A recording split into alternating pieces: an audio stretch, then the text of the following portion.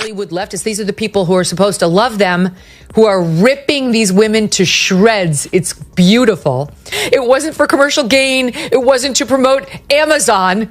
It wasn't with some woman with her tits hanging out who needed a little extra attention. Okay, so that's just first. There was nothing frivolous. I am like Alan Shepard, and I am inspirational. Katy Perry is now spiraling after Megyn Kelly, TV's most brutal voice, casually destroyed her space princess fantasy live on air without blinking. Utterly vacuous experience from which they learned absolutely nothing. That wasn't a clapback. It was a full-on takedown. And honestly, it was about time. Because seriously, posing like an 11-minute floating icon isn't feminism. Just taking up space, we were making space. There, it's dark. It's like death. And I'm so proud of us. I really am proud of me. Flowers for me, I believe, are like God's laughter. Here's the whole story, if you missed it. Katy Perry slapped on a designer spacesuit, boarded Jeff Bezos' Blue Origin rocket, and pretended it was a historic win for womankind. Sold with sparkles and hashtags like girl power from space. From Hollywood leftists, not just people like you and me, but like Hollywood leftists. These are the people who are supposed to love them, who are ripping these women to shreds. It's beautiful. The trip lasted 10 minutes. She floated in a capsule like a glam suitcase, took selfies, talked about daisies, and returned acting like she redefined NASA. Meanwhile, we were expected to applaud like trained seals. No one called that a ride. It was called a flight. It was called a journey. Because a ride implies that it's something frivolous or something that's lighthearted. There was nothing frivolous about what we did. And the machine that we were on, and what it took for the people to get that machine up and running. But surprise, no one clapped. No one bought the sparkle-wrapped nonsense. It wasn't history. It wasn't even good content. Just a hollow PR stunt echoing through orbit. People weren't moved. They were annoyed. No, I'm very disappointed and very saddened by it. And I also say this. What it's doing to inspire other women and young girls, please don't ignore that. The entire act screamed, "Let's LARP astronauts for clout," while real women in STEM just blinked, like, congrats on hitting the edge of space. Actual female astronauts are out doing research, not love rants in zero gravity. The roast squad? Megyn Kelly, Joe Rogan, even Martha Stewart. Savage. I brought a daisy because I have so much love for my daughter Daisy, and I have so much love for Mother Earth. It just says to me, if I can do this, I was telling these guys, I might even now get my ears pierced. I've never gotten my ears pierced. Joe Rogan didn't even fake interest. Sitting with Tim Dillon, he side-eyed Katy's Daisy monologue like it was bad open mic night. Her big cosmic love speech? Joe just blinked and asked, what were her findings? Brutal. I've had so many women and young girls reach out to me, and men too, by the way, men too, that say, wow, I never thought I could do that, but I see you doing it at this stage of my life. Who would have thunk it? Not me. And how inspired they are. Then he flamed the daisy. The poor flower got more hate than her post-2013 singles. Oh, and yes, she wore acrylic nails to space. Because priorities, obviously. They can see the unity that we modeled and replicate that and understand that we weren't just taking up space, we were making space. Then came Megyn Kelly, who looked at this floating vanity parade and said, absolutely not. Her target? Lauren Sanchez's cringy line, we're all in this together. Megyn shredded it like it personally offended her. So much to go over. First of all, Alan Shepard walked on the moon, Gail. You did not fucking walk on the moon. While Katy floated in Bezos' billion-dollar space toy, regular people were budgeting eggs and gas. Megyn didn't hold back. She called it tone-deaf, arrogant, and as relatable as a yacht regatta. Just don't call it a ride. That is not a friggin' ride. Whenever a man goes up, you have never said to an astronaut, boy, what a ride. You know, we duplicated the same trajectory that Alan Shepard did back in the day, pretty much. And honestly, she nailed it. Because trying to pass off your luxury ride as sisterhood is like tossing a Dior bag into a crowd and calling it charity. This is the Democratic Party, right? It's all acting. It's all celebrity. It's all ostentatious wealth. And just when you assumed the roast train had reached its final stop, boom. Martha Stewart entered out of nowhere with a subtle missile.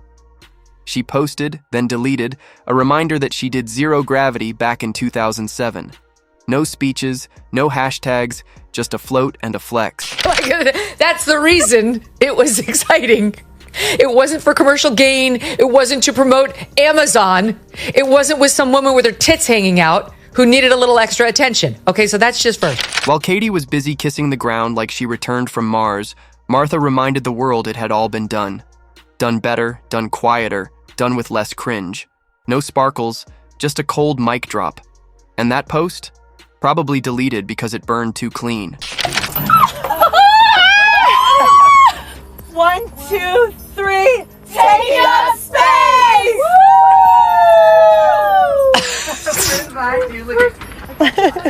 Flynn, I got With her you. daisy. I got you, Flynn. Gotcha. Stuffed animals. But here's the actual kicker. How desperately they tried to market this as some groundbreaking feminist event. Like Katy's boots had touched lunar soil, like they were the pioneers of space travel, ignoring decades of real achievements by real women astronauts. You guys, I will have to tell you, look at the moon. That's amazing. Wow, look at the blue line. No glam teams, no designer suits, just intellect, courage, and far more time spent in orbit than any influencer tourist could imagine. But sure, let's all pretend this was a revolution and not just a glossy brand collab with Blue Origin. Whoa.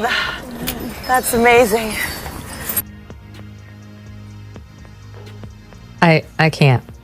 I can't get over. The issue wasn't that Katy flew. It's that she packaged it into a movement, a message, a mission. She floated 10 minutes and claimed to discover cosmic truths about femininity. All she really did was highlight the gap between celebrity, delusion, and everyday reality. It didn't feel empowering. It felt like a daisy pretending to be a legacy. I'm like Alan Shepard, and I am inspirational. I'm proud of me. Good for me. That's the messaging coming back. Right? It's so amazing. Like, they went to see space. It wasn't just the rocket that detonated. It was the storyline, too. The one where Katy Perry and her orbiting crew were painted as some symbol of feminist evolution. But for each polished headline and curated shot, there were 10 eye rolls and a rising outcry from real women who weren't buying the spin. They admired the universe, and what they were expecting was for us to admire the fact that they were rich enough and famous enough to have been granted this utterly vacuous experience from which they learned absolutely nothing. Jessica Chastain didn't speak much directly, but her subtle move spoke volumes louder than any of Katy's post-launch soundbites. On March 30th, she simply reposted a Guardian op-ed that bluntly called the Blue Origin moment a total collapse of American feminism. No hashtags, no glitter, just a link. And that link delivered the punch Perry's poetic captions couldn't. This was exactly what Kamala Harris's entire campaign was like. Look at us, we're very wealthy. Don't we look great? Admire us. The article Chastain posted wasn't just feedback, it was a surgical tool. It tore down the empowerment angle, revealing it as a glammed-up influencer launch, complete with fake lashes, lipstick, and family ties. Not one word on science. Not a single technical input. They're not friends with Jeff Bezos, right? Like, the whole thing is a farce. Their message for women was take up space, like us. Like, the reception they got was like the right corrective. You guys are taking up too much space already. Like, what are you offering? Where is the service? That wasn't a clapback. It was a full-on takedown. And honestly, it was about time. Because seriously, posing like an 11-minute floating icon isn't feminism. Sit down. Where is the sense that we owe something to the society? Just a staged procession of made-up women posing on a billionaire's rocket like it was Fashion Week.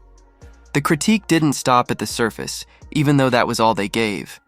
It addressed how obsession with beauty in outer space screamed, one thing loud, that even miles above Earth, women are still expected to look flawless and stay quiet, while the billionaires steer the ship. The universe, like the most banal, like totally, like really you went to space, that's what you came back with? And the irony only intensified. Erin Mullen's viral post wasn't just sharp, it cut with maternal clarity.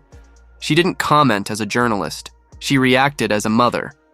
Mullen described watching the launch with her 6-year-old daughter by her side.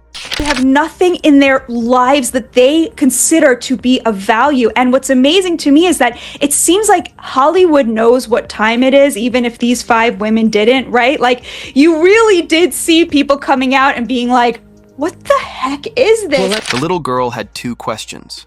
First, are they astronauts? Mullen's answer, a simple no. Second, why is their hair so pretty? Even at 6, without knowing the politics, the child sensed the truth. This wasn't a mission. It was a photo shoot. That wasn't confusion. That was instinct.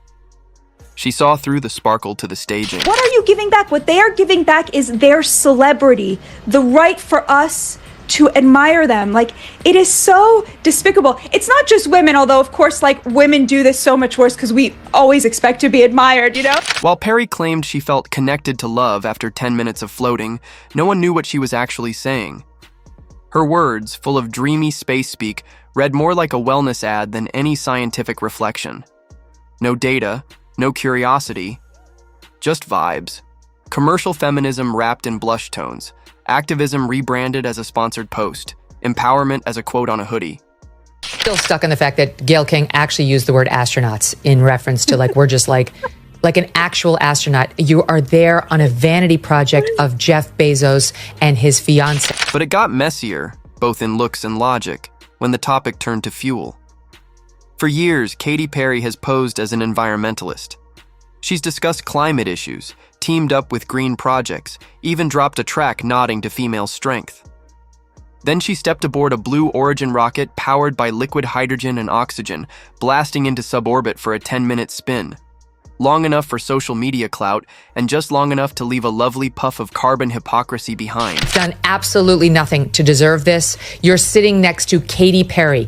And if you don't want people to think it's frivolous, Gayle, then don't have the fucking Kardashians craft side as you take off and Oprah. The environmental impact wasn't a theory. It was measurable. PR analysts highlighted that her celestial joyride consumed as much fuel as an entire swimming pool,